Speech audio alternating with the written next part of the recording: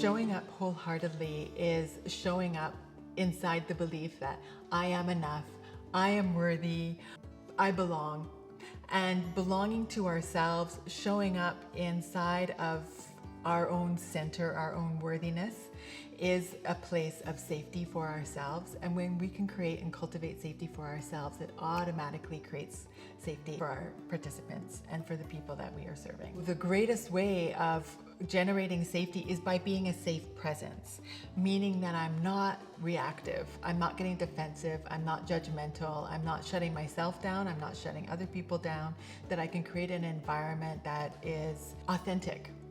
And the more authentic I can be with myself, that gives permission automatically to others to show up authentically. And that's the greatest gift that we can give somebody. Brene Brown's done some amazing work in wholehearted living.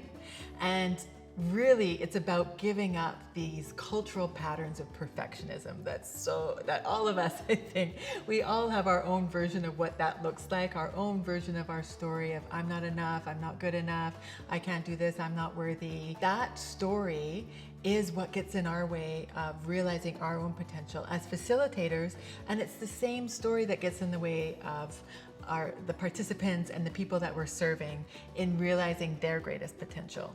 And so as practitioners, facilitation, it's important that we can show up in our hearts, not in our minds and in our judgments and our own stories, but that we can show up fully present, sharing our gifts of who we are, and that in itself gives permission for others to show up and bring their gifts.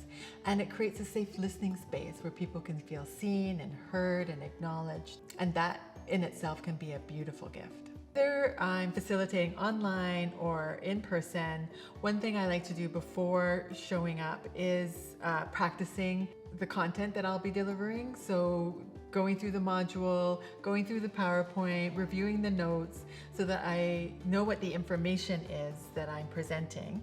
And then that allows me to be fully present and attend to the relationship and the person who's in front of me, because that's really the most important thing.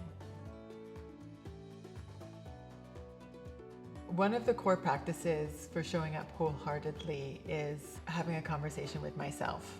Before meeting with any person one-on-one or hosting a group session, I will have a conversation with myself to check in about how am I feeling, how am I thinking, and am I in right alignment with myself regarding my intention for this session. If I'm feeling really stressed about an upcoming session, that to me is an indication it's a time for me to do a check-in. I like to use journaling, and it could be going for a run or doing yoga or doing dance or drumming or meditation, but whatever your practice is, it's important to be in right alignment in showing up for the session. And that begins with having a conversation with myself, to ask myself, who am I for the participants? What's the gift that I'm bringing? What's the strength that I'm bringing that I can share with them? What experience do I have? Like, what story, what personal example do I have about, in this case, facilitation, that I can share with you that will help you see your experience differently? So it's an opportunity to really connect with the participants first by connecting with myself. What I've learned about showing up wholeheartedly is that it's an ongoing practice. So I might have a certain amount of clarity and right alignment in one moment, and then something might happen, or I might get tweaked about who do I think I am hosting this conversation, or I did a terrible job in the last session, what value do I have to bring to this session? It's an ongoing journey of coming into right alignment. So the second practice is to keep checking in with myself and to keep centering and keep coming back into right alignment, so that I can be a place of presence and non-reactivity, so that I can be a place of safety and not judgment, so that I can be a place of compassion for others. And the best way to bring compassion and care for others is to have compassion and care for myself first, and to model that. The third practice for showing up wholeheartedly is creating a space for facilitation. So that means if and when you can, to arrive early and set up the space so that the chairs are nicely ordered, that there's no garbage on the tables, that there is a nice environment.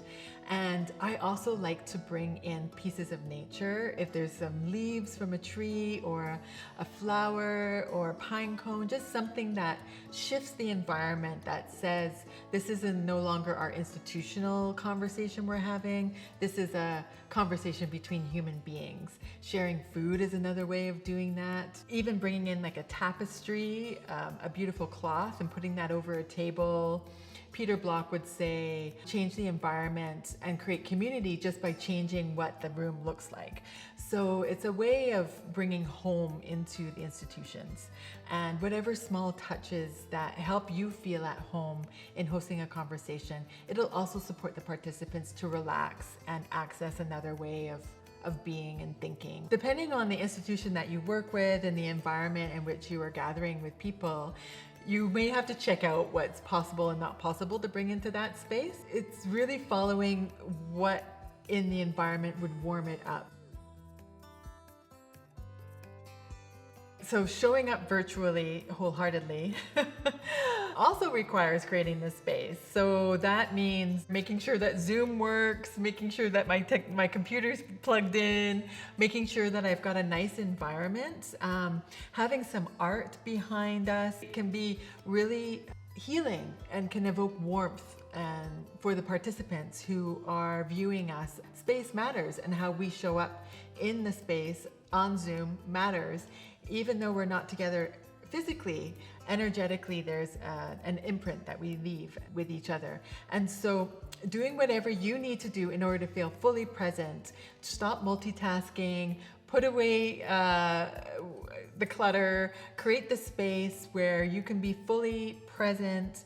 Perhaps that means asking your partner and your kids to give you the next hour so that you can have some of that privacy and a quiet space so that you can be fully present, so that I can be fully present with the participants. These are some of the things that I like to do. So whatever little touches help you feel like you're at home and help ground you, that will have an impact in showing up wholeheartedly.